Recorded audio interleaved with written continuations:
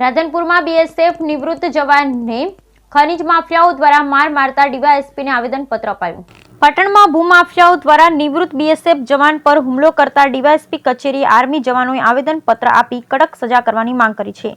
પાટણના સમી તાલુકાના ગોચનાથ ગામ ખાતે પેરામિલિટરી નિવૃત્ત બીએસએફ જવાન પર ભૂમાફિયાઓ દ્વારા હુમલો કરવામાં આવ્યો હોય, જે ઘટનાને પગલે પેરામિલિટરીના તમામ બીએસએફ જવાનો એક સાથે સંગઠન સાથે મળી ડીવાયએસપી કચેરીએ આવેદનપત્ર આપવા પહોંચ્યા હતા। ઘટનામાં જે ભૂમાફિયાઓ દ્વારા બીએસએફ જવાન પર હુમલો કરવામાં આવ્યો છે, તેવા ભૂમાફિયાઓને કડકમાં કડક સજા થાય અને કાયદેસરની કાર્યવાહી કરવા પેરામિલિટરી બીએસએફ જવાનોએ તંત્ર પાસે અપેક્ષા સાથે રાધનપુર ડીવાયએસપી કચેરી ખાતે પહોંચી ડીવાયએસપી ડીડી ચૌધરીને આવેદનપત્ર પાઠવ્યું હતું।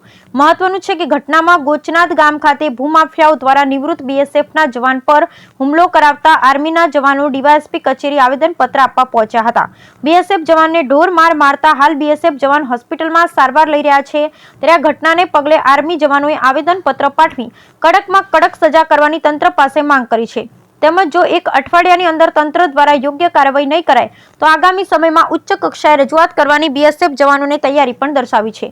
જોઈએ સમગ્ર ઘટના વિસ્તારથી શું છે સમગ્ર મામલો। ચૌધરી જયંતિભાઈ પરમારભાઈ, જેઓ ગોચનાથ તાલુકો સમી જિલ્લા પાટણના રહેવાસી છે, જે બીએસએફના નિવૃત્ત જવાન છે, જેમણે દેશના વિવિધ રાજ્યોની અને આંતરિક સુરક્ષા બદલ ખૂબ મોટું યોગદાન આપી નિવૃત્ત થઈ પોતાના પરિવારના પાલન પોષણ ખેતી કરીને કરી રહ્યા છે। ત્યારે તેમના દ્વારા આપેલા સંગઠનને આવેદનપત્રથી જે જાણકારી મળી છે તે મુજબ તેમની માલિકીની જમીનમાં વાડીએ ખેતર જવાના રસ્તામાં ખનીજ માફિયાઓ દ્વારા ઢોર માર મારવામાં આવેલ, તેઓને ગંભીર ઇજાઓ પહોંચાડવામાં આવેલ, જે ઘટનાને પગલે રાધનપુર ડીવાયએસપી કચેરી ખાતે આવેદનપત્ર આપવામાં આવ્યું છે।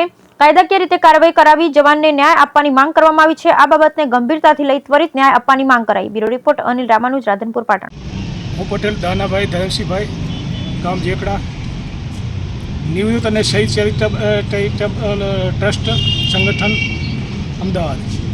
નિવૃત્ત જવાન જે જયંતિભાઈ ઉપર બીએસએફના જવાન છે, એમના ઉપર જે હુમલો થઈ ગયો છે, જે ખનિજ મતલબ કે જે માફિયા છે એ લોકો દ્વારા હુમલો કરવામાં આવેલ છે, એ જવાનને બહુ ઢોરમાર મારી અને આજે હોસ્પિટલની અંદર મરણ અને જીવન વચ્ચે જીવી રહ્યો છે।